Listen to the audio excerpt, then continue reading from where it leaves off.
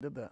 And All when right, Dennis, we're rolling. okay, hi, I'm Dennis Paulson. I'm here with our sports talk here with KVCR Sports at San Gabriel Valley College with the head football coach Kevin Emerson. It's a pleasure for you to come into the studio tonight and talk to us. Thanks, Kevin. Appreciate Did we have being to here. twist your arm or anything like that? No, I'm right across campus. Not Wasn't too hard that to get bad? here. God bless you. Okay, appreciate it. Kevin's a great guy. Been here. One of the things like talking to Meach, I really love is and maybe is the up tempo that you bring, the modernism, the Division I style of football you brought to Valley College. I mean, you and Pat hand in hand on that. I mean, that's the one thing I noticed. I love about that. Where'd that come from? Well, at Santa Ana College years ago, I was at Canyon High School, and from there, Santa Ana College, and then I went to the 4-year level for a couple of years too, and had some good success. And when I came back to this level, I promised myself, if we're a junior college, we need to prepare these guys for the 4-year schools. And I get calls from 4-year colleges across the country each year, and they are guys that have taken our guys year after year after year, and they love getting our guys just because we are not going to prepare our guys like I call it a junior college program. And no offense to anybody on that, we're going to prepare them exactly like Oregon. We're going to prepare them exactly like Arizona.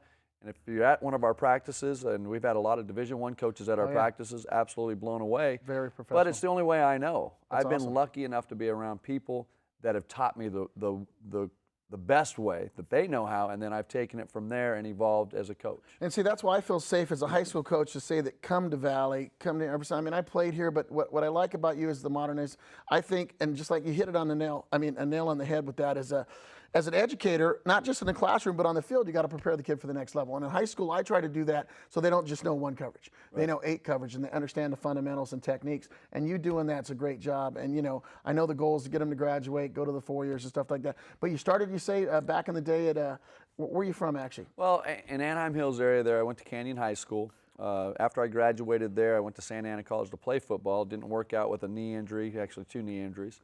So I went back to my local high school and asked to coach there. I actually wanted to coach defense, and the head coach said, no, you can coach offense. And I said, well, okay. And from there, I've kind of grown into an offensive coordinator and now a head coach. And spent 3 years there, then 3 years at Santa Ana College with Dave Ogos. Dave Ogos is a tremendous father figure of mine, because I was a young coach when I went in there, and my best friend now, one of my great friends in coaching, he's now the head coach. One day we were sitting around on campus at Santa Ana going, you know what, this is what we want to do for a living. So we both went and got our masters. He's a head coach there, and I'm a head coach here. That's so awesome. I mean, it's a neat story. And well, I went to Santa Ana College, 17th of Bristol, okay? And Olga's, I think he was there, and I was there been there 86, forever. I think, back then. They had a lot of guys that came SC coaches for some reason. Yeah, Rawlinson some kind of connection. is What was that all Mater about? Dei, and what do you mean? The connection. I mean, where did the SC coaches come to SC? I mean, they Well, came to Santa Ana. Well, we also had a DB coach that was a GA there at SC. So it's just back in the day, not back too far in the day, but back then, there was a lot of great coaches that went through Santa Ana. And it's kind of like a lot of the San Diego State coaches also went through Santa Ana area too. And if you were part of that staff and you were anywhere around that, what I thought was interesting, what they did at Santa Ana College, what I thought was neat, and Smedley's from that area too. That's funny you say that, but they used to make us take yoga classes, and they used to make us play basketball for 6 weeks. Not many junior colleges, I hear it in Division I sometimes for meditation purposes.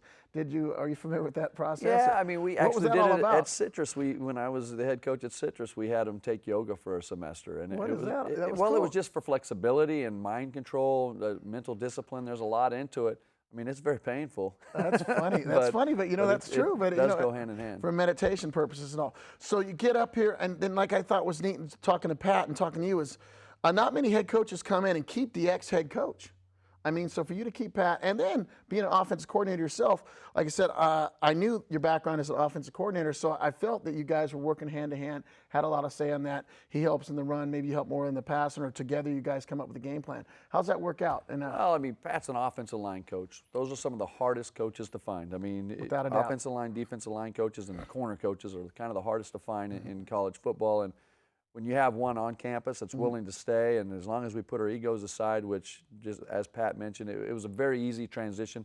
Through my head coaching tenure at here and my previous school, I've probably hired about 9 head coaches to work with me. Wow.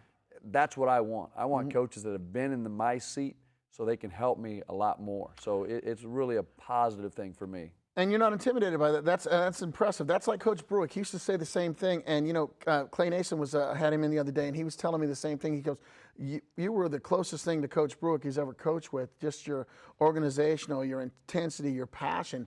And what I loved about you the first time I met you is I'd see it every high school game.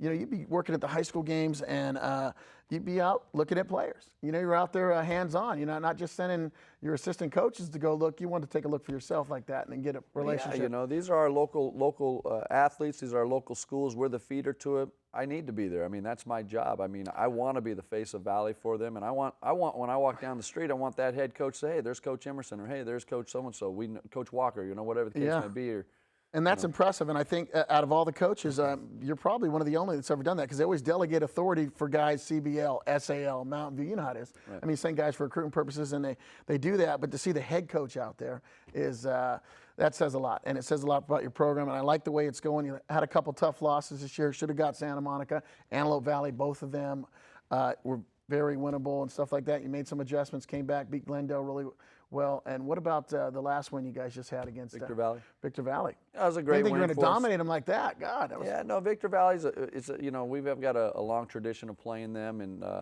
I call it the Battle of the Hill. That's what I call it amongst our program, is the Battle of the Hill. And the last 2 years, we've done a pretty good job with that and winning that. But it's always exciting to play them. And what I like is the big game coming up is Chaffee. Carl Beach, a fixture. Like I said, talked to Smedley. The history on that was this Valley staff that left here, went over their ports. All the guys, Sullivan, Williams, Hadaway, and Beach, almost had them last year. You guys basically had them. That one had to hurt, right? Yeah, the last 2 years. My first year, or my second year, the year we won the championship here. Went to a bowl.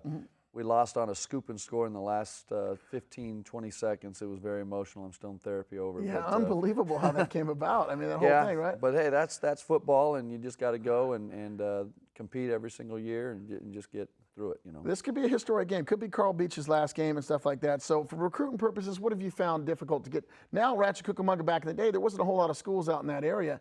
Now the 210 freeway, gas being so high as it is and stuff like that. What about do you get a lot of those kids from Rancho Cucamonga, Los Osos anymore? Any of those kids? Well, you got one kid out of Etiwanda, one of your stud receivers, I wouldn't right? say we have a lot. I mean, we kind of pull a little bit from the outsides. We kind of got a primary area. Our primary area is our inner area schools here. And then as we go out, then we'll pull a few here and there. And, our main feeder schools right here is the most important to us. But, we're obviously, those guys are in our recruiting area, and we want them to come. But, if they don't want to drive that far and stuff like that, that's fine. But I think it's worth the drive sometime. If you can be on the field and you can be starting and playing, and we have a great Division I following right now. We've had probably about 35 Division I schools come through in spring.